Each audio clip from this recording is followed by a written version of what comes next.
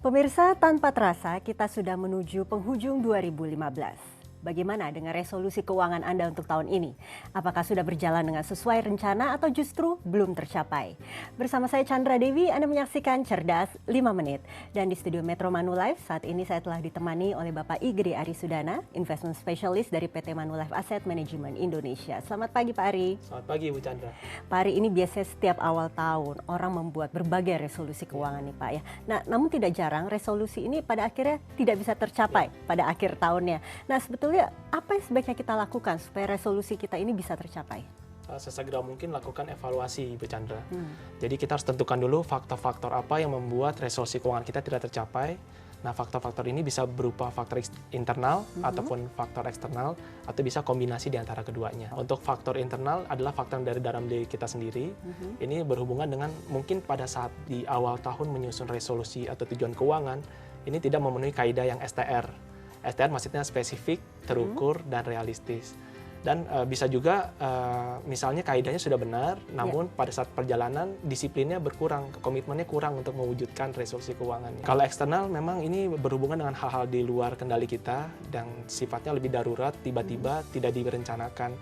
Contohnya misalnya di tahun ini terjadi kenaikan di beberapa pos pengeluaran pokok, atau mungkin ada kena musibah untuk keluarga kita, atau bahkan kitanya kena sakit yang tiba-tiba nggak ada alokasi, uang yang dialokasikan buat pos lain dipakai buat darurat. Nah, jika kita sudah tahu faktor-faktor penyebabnya resolusi keuangan kita masih jauh dari pencapaian, apa yang bisa kita lakukan? Yang kita lakukan sebaiknya memang dari awal harus benar nih. Dari awal kita susun kerangka resolusi keuangan kita tuh dengan spesifik, terukur, dan realistis. Seperti apa spesifik itu kita harus tentukan, kita mau tujuan keuangannya untuk pendidikan, untuk jalan-jalan kah, atau bahkan untuk hal-hal sederhana seperti kita mau beli barang apa sih di tahun ini, kita rencanakan dulu secara spesifik. Kemudian terukur ini setelah kita rencanakan, kita alokasikan berapa persen penghasilan kita yang kita mau alokasikan ke pos untuk jalan-jalan, berapa persen yang kita alokasikan buat beli barang-barang kita mau.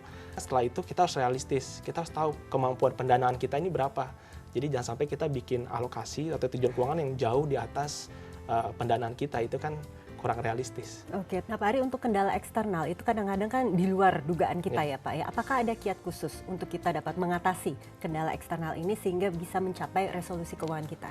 Kiat khususnya cukup sederhana Ibu Chandra. Jadi untuk faktor eksternal ini kita harus sediakan memang pos dana darurat.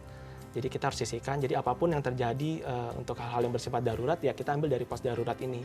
Usahakan sebisa mungkin jangan mengambil dari pos-pos yang sudah ditetapkan untuk tujuan yang lain.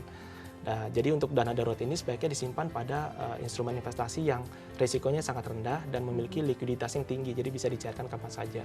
Contohnya di reksadana pasar uang. Dan bisa juga memang dikombinasikan dengan proteksi kesehatan, jadi jangan sampai nanti ada kejadian daruratnya terkait sakit gitu. Oke, jadi memang harus ada antisipasinya. Harus ada antisipasi lebih awal. Ya.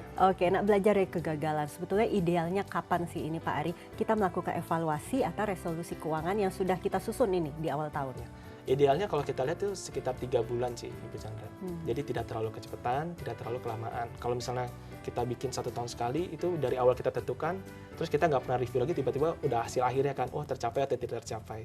Tapi kalau tiap 3 bulan itu memang pas begitu berjalan, oh ini kayaknya ada menyimpang sedikit nih, atau kita kurang disiplin, kita bisa perbaiki lagi. Oke Pak Ari, kira-kira bisa diberikan kunci sukses barangkali bagi pemirsa di rumah yang menyaksikan untuk supaya agar resolusi keuangannya bisa tercapai di akhir tahun nanti. Yang pertama, tentukan dulu tujuan keuangan atau resolusi keuangan secara spesifik, terukur, dan realistis. Jangan lupa bikin pos dana darurat. Kemudian kalau dapat penghasilan, sisihkan dulu untuk investasi, kemudian baru konsumsi. Dan konsumsi ini memang dipilih benar-benar yang dibutuhkan, yang keinginan bisa ditunda dahulu. Jangan lupa juga bikin catatan pengeluaran atau neraca pribadi. Jadi kita bisa lihat nih uang kita ini larinya kemana. Untuk investasi berapa, misalnya untuk bayar cicilan utang berapa, untuk belanja berapa. Dan yang terakhir, yang tidak kalah penting adalah lakukan evaluasi. Jadi kita bisa monitor apakah resolusi ini berjalan sesuai dengan target yang kita inginkan. Baiklah Pak Ari, terima kasih banyak Pak atas informasi yang Sama-sama, diberikan ya Pak ya. Dan pemirsa, demikianlah Cerdas 5 Menit Cerdas Finansial untuk episode kali ini. Saya Chandra Dewi, terima kasih atas perhatiannya. Sampai jumpa. Dipersembahkan oleh